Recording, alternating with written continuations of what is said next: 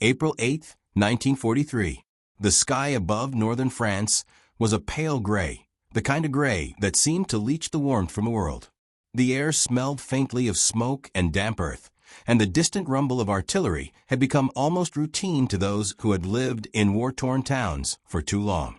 In a small village near the outskirts of Normandy, a young German officer, Oberleutnant Ralph Hermachin, adjusted his oxygen mask as his Messerschmitt soared above the patchwork of fields and forests. From his vantage point at 27,000 feet, the ground below seemed peaceful, almost serene, a cruel contrast to the death and chaos he had been trained to deliver. Ralph's smirk was hidden behind the mask, but the thought behind it was clear. He was not a cruel man by nature, nor was he particularly ideological. He was a soldier, an observer of the unfolding theater, a man who had been swept into events far larger than himself. Yet in this moment, he felt invincible, a predator gliding above a prey that did not yet know it existed. Below him, small columns of Allied soldiers advanced slowly through the open fields, their movements painstakingly visible from the air. Ralph noted the awkward, laborious progress of the infantry, how the men leaned into the wind, rifles slung, backpacks heavy with gear that would make a lighter soldier stagger. He had been briefed that the Allies were preparing for an assault on this sector, and while the higher-ups spoke a strategy, Ralph's thoughts wandered to the men below. They were human, fragile, determined, and oblivious to the fact that their fates were being traced from the sky by a man who would probably never meet them face to face. In the cockpit beside him, Feldwebel Dieter Lang, a seasoned navigator with a scar that ran from his temple to his jaw, murmured something about wind currents. Ralph nodded absent-mindedly, scanning the terrain, his eyes catching movement near a hedgerow. He marked the position on the map, noting every farmhouse, every bend in the river, every stand of trees that could provide cover for advancing troops. "The Allies are sloppy," he said finally, a touch of amusement in his voice. "They think camouflage is enough." Dieter shrugged. "They do not know this land as we do." "Perhaps," Ralph replied, though he could not shake a vague sense of unease. This war had taught him one thing: no plan survived first contact with reality. Meanwhile, on the ground, a young British officer, Lieutenant James Calloway, crouched behind a shattered stone wall with his platoon, the tension in his chest coiled tight like a spring. They had been ordered to reconnoiter the area ahead of a major offensive, and the thought of walking into a trap was ever present. James was only 24, but the war had aged him beyond his years. His once bright blue eyes now held a measured caution, a sharpened edge that betrayed the countless hours spent peering over trenches and through periscopes, waiting for an unseen enemy to strike. His men were nervous, some whispering prayers under their breath, others checking and rechecking their rifles. James moved among them quietly, offering a few words of reassurance, though he did not entirely believe them himself. The war had a way of reducing bravery to a necessary fiction. Suddenly, the whine of aircraft engines cut through the morning haze. James froze, instinctively lowering his head as shadows flickered across the fields. The Germans were overhead. The men clutched their weapons, and for a moment, time seemed suspended. Then the first bombs fell, tearing the earth apart in miniature eruptions of fire and soil. Screams followed almost instantly, as did the acrid smell of burning wood and metal. James rolled to one side, pulling a wounded private behind the wall. He pressed his hands over the boy's ears to muffle the panic that threatened to overwhelm him. "Hold tight," he shouted, even though he knew the words were little more than sound in the chaos. He could feel the weight of the moment, the gravity that only comes when life and death are immediate companions. Above, Ralph guided his plane with precise movements, each one designed to maximize destruction, while minimizing risk to himself and his crew. He watched as the soldiers scrambled for cover, and he felt a strange, detached satisfaction at the efficiency of the operation. Yet beneath it, an unfamiliar gnawing sensation persisted, an awareness that these men below were not just targets but people, with lives and dreams and families. He shoved the thought aside. Survival demanded clarity, and clarity demanded detachment. Back in the village, civilians had already begun to feel the tremors of war. A mother clutched her child beneath the remnants of a broken doorway, her eyes wide with fear. A farmer led his animals into a hastily dug pit, whispering apologies he knew would not matter. The village priest moved slowly through the streets, murmuring prayers that seemed to dissolve in the acrid smoke. All around, the sounds of human suffering mingled with the mechanical roar of planes and artillery, creating a cacophony that would haunt memories for decades. By mid-afternoon, the initial bombing runs had ceased. The fields were scarred, smoke curling into the sky, and the surviving soldiers regrouped as best they could. James counted heads, his stomach twisting at the losses already incurred. Orders came to advance further, and he led his men cautiously toward the next objective, a farmhouse that, according to intelligence, might be a temporary German command post. Meanwhile, Ralph circled back over the damaged terrain, reporting positions and casualties to his superiors. His mind, usually so disciplined, was restless. There was a sense of something impending, a shift in the tides that he could neither name nor ignore. He had been trained to anticipate, to predict, to act, but today, uncertainty pressed against him with an unfamiliar weight. As dusk approached, a strange quiet settled over the landscape. The distant explosions had lessened, and the first hints of night crept into the sky. James and his platoon found temporary refuge in the ruins of a barn, the shadows stretching long and thin. He lit a small lantern, the flickering light casting his tired face in harsh relief. Around him, the men huddled silently, their eyes reflecting both exhaustion and an unspoken fear of what tomorrow might bring. Ralph's aircraft returned to base under the cloak of darkness, the engines whining as they cut through the cool evening air. He sat in the cockpit, staring at the ground that had been his hunting field just hours before. He felt a strange emptiness, a hollowness that contrasted sharply with the adrenaline-fueled triumph of the morning. War, he realized, was not merely a contest of strategy or strength. It was a test of the soul, one that left scars deeper than any battlefield wound. As night fell fully, a lone dog barked in the distance, a sound both ordinary and tragic in its persistence. Ralph removed his oxygen mask, feeling the weight of the day settle onto his shoulders. Somewhere, out there in the darkened fields and ruined villages, men and women slept fitfully, unaware of the broader currents shaping their fates. And tomorrow, the cycle would begin anew. Planes in the sky, men in the fields, and the endless shadow of war stretching across Europe. The morning fog hung low over the Normandy countryside, thick and almost suffocating. The earth smelled of wet grass, smoke, and the iron tang of blood. Lieutenant James Calloway and his platoon moved cautiously through the ruins of the barn they had taken refuge in overnight. The events of the previous day haunted them. The screaming, the flashes of fire, the distant whine of German aircraft. It was a grim reminder that war never paused for sleep, and there was no sanctuary in the shadows of shattered homes. James's eyes swept the horizon. The fog blurred shapes and sounds, transforming trees into monstrous silhouettes and distant gunfire into phantom echoes. He signaled his men to fan out, each soldier disappearing into the mist like shadows themselves. Every step was deliberate. Every snap of a twig underfoot could be their last mistake. "Keep your heads low," James whispered, more to himself than to anyone else. The Germans could be anywhere. The farmhouse they were approaching loomed ahead, half-collapsed, its windows dark and empty. From a distance, it seemed abandoned, but James had learned the hard way that appearances in war were deceiving. A sudden clatter inside, a falling shutter, made the men freeze. They pressed themselves against the walls of the ruined barn, waiting, listening. Meanwhile, across the skies, above the fog, Oberleutnant Ralph Hermachin climbed higher in his Messerschmitt, flying patrol routes over the advancing Allied forces.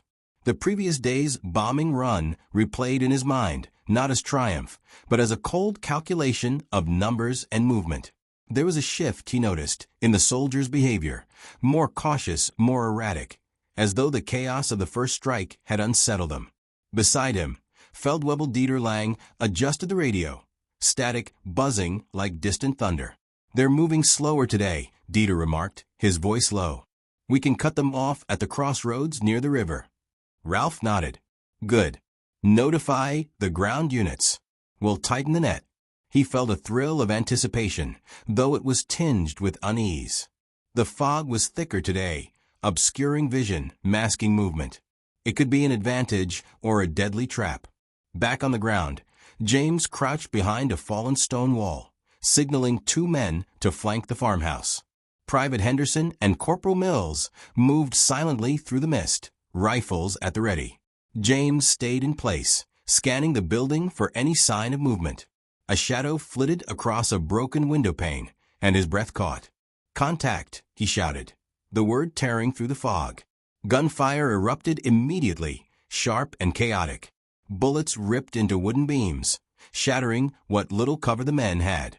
Henderson screamed, collapsing as James lunged forward to pull him to safety. From above, Ralph watched the firefight unfold with cold precision. His squadron strafed the advancing Allied soldiers, machine guns rattling like mechanical thunder. Soldiers fell into the mud, screaming, crawling, disappearing under the firestorm.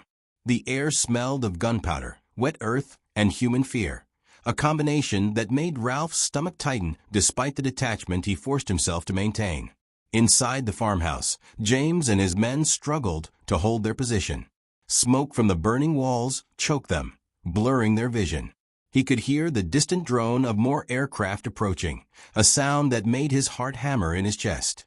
Every instinct screamed at him to retreat, yet retreat was impossible without leaving his wounded behind.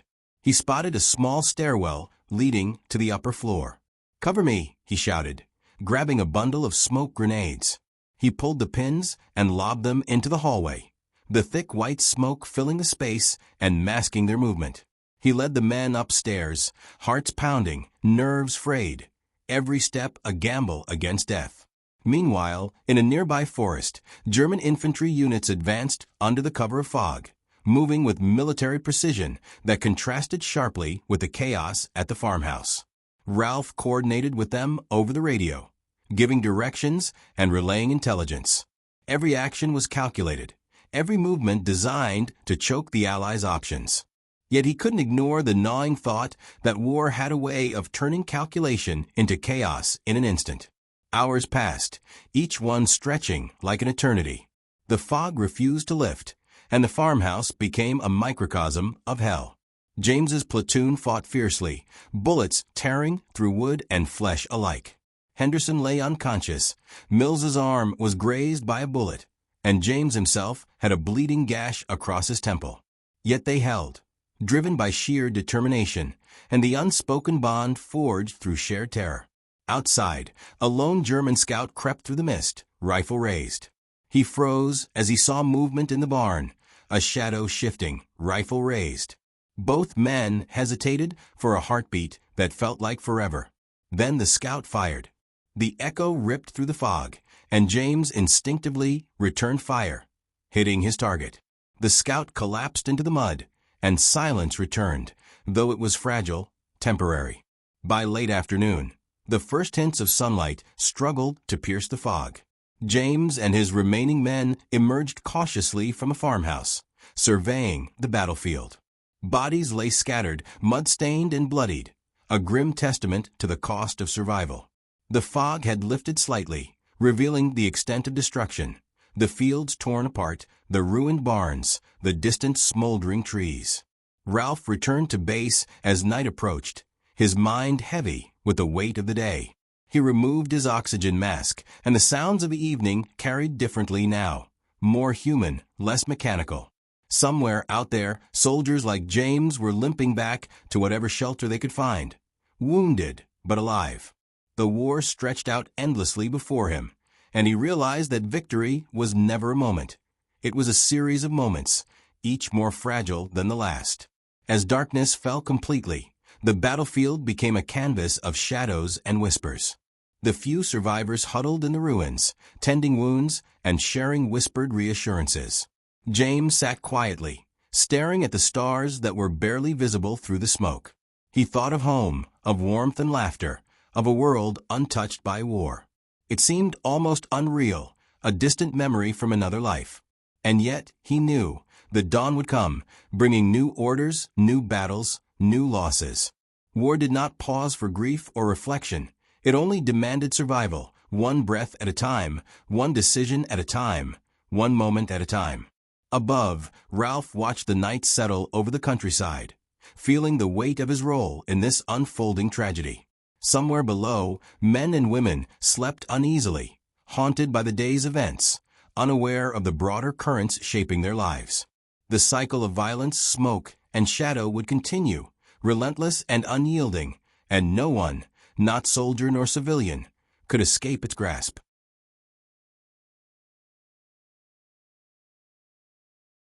The war moved in whispers now. After the chaos of the bombing and firefight, the Normandy countryside seemed eerily quiet, as though it were holding its breath. Lieutenant James Calloway led his platoon through the mist-laden fields, every step cautious, every sound amplified in the uneasy silence. The farmhouse behind them had been reduced to a charred skeleton, a grim reminder of the day's slaughter.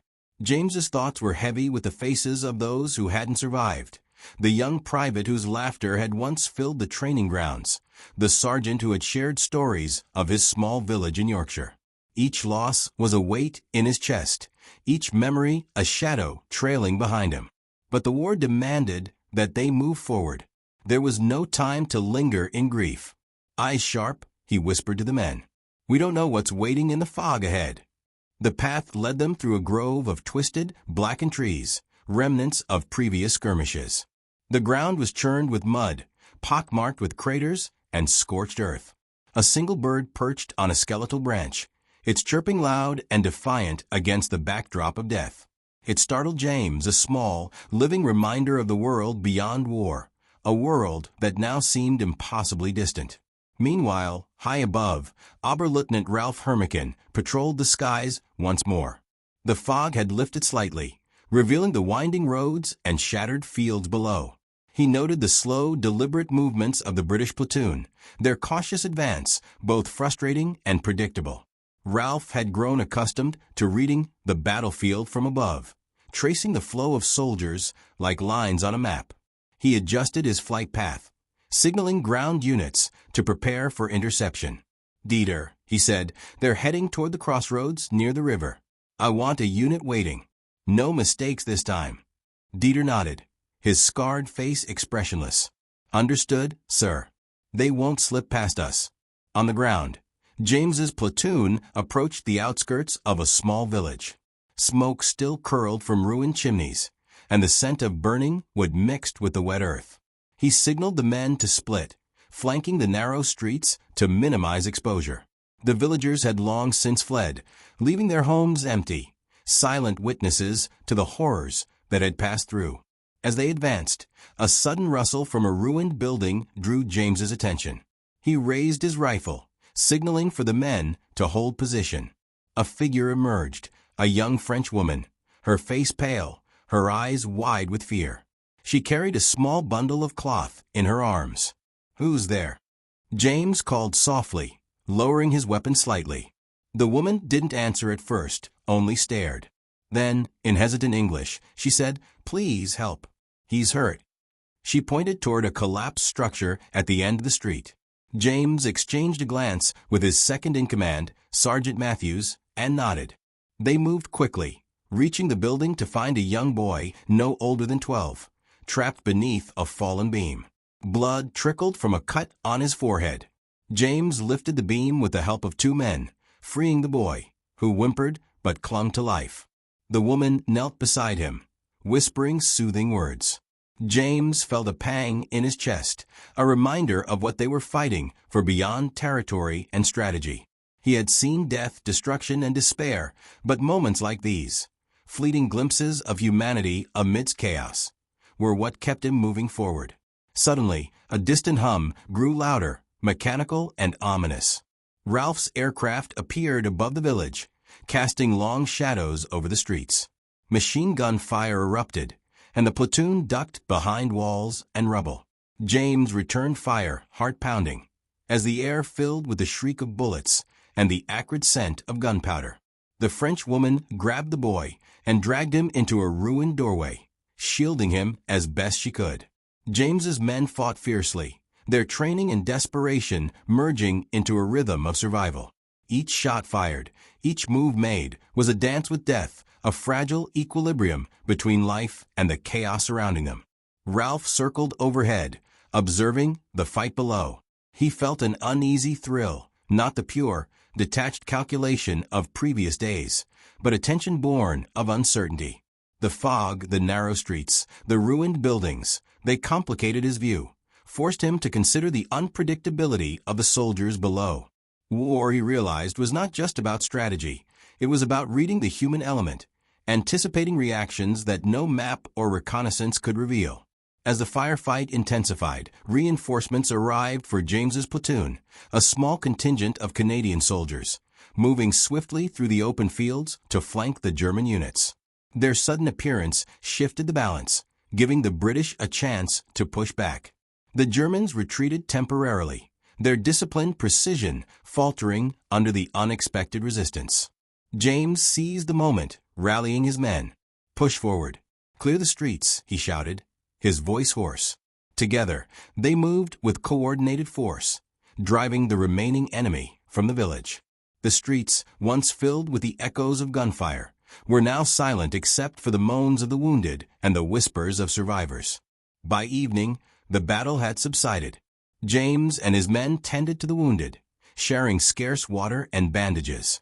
The boy, now calm in the woman's arms, watched with wide eyes, a quiet testament to survival amidst devastation. James allowed himself a brief moment of reflection, feeling both relief and exhaustion. Above, Ralph returned to base, the setting sun casting long shadows over the fields. He removed his oxygen mask, staring at the horizon. The day had been difficult, more complex than any operation he had executed before. He realized that the war was evolving, becoming less predictable, less mechanical. The human element, the courage, the fear, the resilience, was reshaping every battle. Night fell over Normandy, blanketing the battlefield in darkness. James and his men huddled in the village's ruined church, sharing whispered stories and silent prayers. The fog crept back, softening the edges of the devastation, as if the world itself was trying to forget the horrors of the day. And yet, in the darkness, both soldier and pilot knew that tomorrow would bring more fire, more chaos, and more choices that could mean life or death. The war was relentless, a tide that refused to ebb, and the shadows over Europe were far from lifted. Dawn broke over the scarred fields of Normandy, gray and cold, the horizon veiled in a thin mist that seemed to cling to the earth like a shroud. Lieutenant James Calloway and his platoon had spent a tense night in the ruins of the village church. Sleep had been fitful, haunted by memories of the previous day, the cries of the wounded, the burning farmhouse, and the faces of men who would never rise again. Now, the war demanded they continue. There was no time for mourning. "Move out," James ordered, his voice low but firm. His men obeyed, emerging from the ruined church like shadows through the fog. Each step was measured, each sound amplified in the eerie silence. The morning air carried a faint metallic scent, mingled with smoke and the wetness of the fields. Every soldier knew the danger. Ralph's aircraft could return at any moment, and German ground forces were never far behind. The path ahead led them to a shallow river, its surface reflecting the dull, gray sky. Intelligence suggested that beyond the river lay a critical German supply line. Capturing it could cripple enemy movements, giving the Allies a strategic advantage.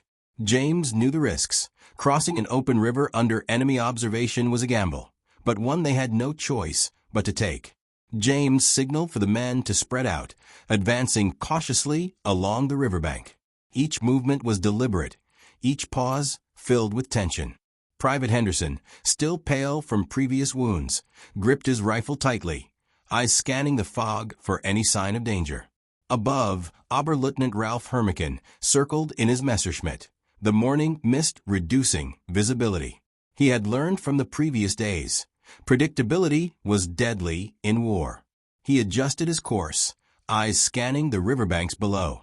His instincts screamed that the Allies would attempt a crossing here, and he would be ready.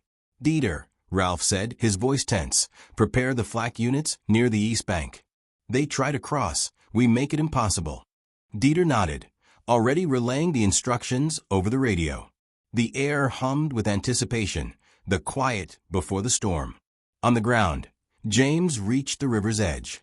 He knelt briefly, examining the current and depth, mentally calculating the crossing. The river was wider than anticipated, the water icy and treacherous. Yet there was no alternative. Orders were clear, and hesitation could cost lives. "On my mark," James whispered. "Move fast, move steady, and keep low." The platoon waded into the cold water, the current tugging at their legs. Every step was a battle against nature itself, and the chill gnawed at their strength. Bullets cracked overhead as German snipers targeted the exposed soldiers. James returned fire, his focus absolute, guiding his men as they pressed forward. Midway across, Henderson slipped, nearly swept away by the current. James lunged, grabbing the young private's arm and pulling him to safety. For a fleeting moment, the river seemed a force indifferent to war, an impartial threat that could claim anyone. Finally, they reached the far bank, mud sucking at their boots. Exhausted but alive, the men regrouped, checking for injuries and ammunition. James took a deep breath, realizing the first challenge of the day was behind them. But the battle was far from over.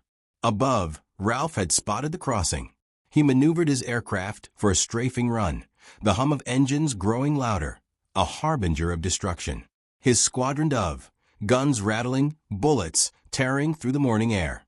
Soldiers screamed, some falling into the water, others scrambling for cover behind scattered debris. The river became a crucible of chaos, survival hanging by the thinnest of threads.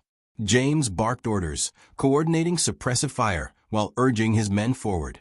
Every movement was a calculated risk. Hesitation could mean death. He spotted a ruined bridge upstream, a possible vantage point for cover, and directed the platoon toward it. The bullets continued to rain down, but the men pressed on, driven by instinct, duty, and sheer will. In the midst of chaos, James noticed a German soldier pinned under debris near the riverbank. For a fleeting moment, he saw a reflection of himself, young, frightened, and forced into circumstances beyond his control. Yet duty overrode empathy. He shouted for cover and pressed onward, leaving the soldier to fate. War allowed little room for mercy. As the platoon reached the bridge, they took positions behind the broken stone supports. James signaled for a temporary halt, catching his breath and counting heads. Most had made it, though a few were injured. Smoke rose from nearby fields where small explosions had erupted, and the river churned with debris and bodies alike. Ralph circled above, observing the stalled advance. Frustration tightened his chest. The Allies were resilient, unpredictable. They adapted too quickly, defying the precision of his planning. Yet, he could not allow them to establish a foothold. He called in reinforcements from nearby infantry units, coordinating attacks to push the soldiers back across the river. Night approached, bringing with it the fog once more. The riverbank became a tense standoff, the only sounds the distant rumble of artillery, the occasional shout, and the soft lapping of water against mud-stained boots. Both sides regrouped, nursing wounds and tallying losses, knowing that tomorrow would bring a renewed assault, fiercer and more relentless. James allowed himself a moment to glance upstream, where the ruined bridge marked both a path forward and a boundary between survival and annihilation. He thought of home, of letters unsent and voices unheard. Yet he also thought of the men beside him, their courage, their perseverance, their willingness to face the impossible. Above, Ralph prepared for another sortie at first light. The river crossing would not succeed unnoticed, he reminded himself. War was a test of endurance, and he intended to prove that the skies and the ground obeyed no one sentiment, only strategy and strength. As darkness fully descended, Normandy lay quiet in appearance, but alive with tension. The fog softened the scars of battle, but could not erase them. Both soldiers and civilians waited, exhausted yet vigilant, aware that the coming dawn would once again transform the land into a theater of death. Somewhere, beneath the blanket of night, a lone dog barked. Its sound echoed across the fields, brief, fragile, human in its defiance, a reminder that even in war, life persisted. Tomorrow would be the next test, the next crossing, the next confrontation, and the shadows over Europe would continue to deepen, relentless and unyielding. The first light of dawn crept over Normandy, painting the landscape in muted shades of gray. The riverbank, still churned and scarred from yesterday's crossing, glistened with morning dew, hiding the remnants of bodies and equipment submerged beneath the mud. Lieutenant James Calloway and his platoon had endured 2 days of relentless fighting, yet the war demanded more. Exhaustion weighed heavily, but hesitation was a luxury no soldier could afford. James surveyed the scene with sharp, tired eyes. His men were bruised and bloodied, some limping, some barely able to hold their rifles, but their resolve remained. The village beyond the river was their objective, an important German supply depot and command post. Capturing it could turn the tide in this sector, offering the Allies a strategic advantage. "Move carefully," James whispered. "The fog may hide more than just the terrain." The platoon advanced, crawling through the muddy fields, every sound amplified in the still morning air. The fog clung to their uniforms, masking movement, but also adding an insidious layer of uncertainty. Each step forward was measured, calculated, a silent prayer against sudden death. Above, Oberleutnant Ralph Hermachin flew low, scanning the fields with practiced precision. Yesterday's chaos had taught him one vital lesson. Human unpredictability could disrupt the most meticulous plans. His squadron roared overhead, machine guns ready, seeking any opportunity to strike. Yet, even as he maneuvered, a subtle tension twisted in his gut. The Allies had survived the river crossing, and that meant something. They were resilient, resourceful, and determined. "Dieter, prepare flak positions near the village edge," Ralph commanded. "They'll come through that road. We must crush them before they reach the depot." Dieter responded calmly, though his scarred face betrayed the same anxiety Ralph felt. "They won't slip past us again." The village streets ahead were eerily silent, the buildings blackened by prior bombardments. James signaled for a cautious approach, splitting his platoon to cover multiple angles. Shadows stretched long through ruined alleyways, and each step felt like venturing deeper into a trap. Every ruined doorway could conceal a sniper. Every shattered wall could hide enemy infantry. Suddenly, a faint movement caught James's eye. A German soldier slipping through the ruins toward a communications post. James raised his rifle, steadying his aim. He hesitated only a fraction of a second before firing, the shot echoing through the village. The soldier collapsed. The sound acted as a signal. Gunfire erupted from surrounding buildings. The Allies were under attack. "Hold positions," James shouted. "Return fire, suppress, push forward." The platoon reacted instantly, taking cover behind debris and sending disciplined volleys into the enemy. Smoke and dust filled the streets, reducing visibility. The once quiet village became a chaotic battlefield once more, bullets ricocheting, with splintering, cries of pain and defiance merging into a grim symphony of war. Meanwhile, Ralph adjusted his course, observing the renewed confrontation from above. His machine guns rattled, strafing advancing soldiers and forcing them into temporary cover. Yet even as he executed his calculated attacks, he noticed the determination of the platoon. They moved methodically, adapting under fire, refusing to yield. The realization that he was facing not just soldiers, but adaptive, resilient minds made him tense. James, despite his injuries and fatigue, pressed onward with grim determination. He moved through the chaos, pulling wounded men to safety, coordinating suppressive fire, and signaling advances. Each decision was instantaneous, yet carried the weight of life or death for his platoon. Amidst the gunfire, he caught a glimpse of the French woman and the young boy from the previous village, hiding in the shadows near the edge of the battlefield. Their presence reminded him why survival mattered, why the war was fought beyond strategy and territory. After hours of relentless combat, the platoon secured the village center, capturing the German supply depot. The enemy had retreated or been neutralized, leaving behind crates of weapons, ammunition, and communication equipment. James allowed himself a brief moment to breathe, surveying the ruins. Smoke rose from smoldering buildings, mud stained with blood and debris, the streets littered with evidence of the struggle. Above, Ralph retreated to regroup with his squadron. The defeat was temporary. He knew reinforcements would arrive, and the battle for Normandy was far from over. Yet even he could not ignore the reality on the ground. The Allies had crossed the river, fought through the fog, and captured the village. The human element, the courage, resilience, and unpredictability of soldiers, had altered the equation.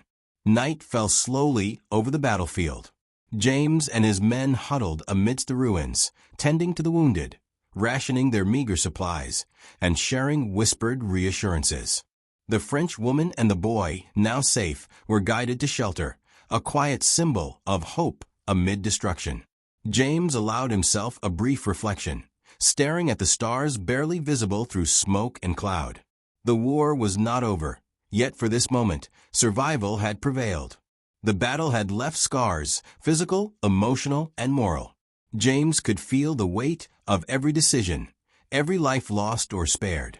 Above him, Ralph contemplated the war from his cockpit, recognizing the limitations of strategy when faced with the unpredictable courage of men determined to survive. Both soldier and pilot were bound by the same truth.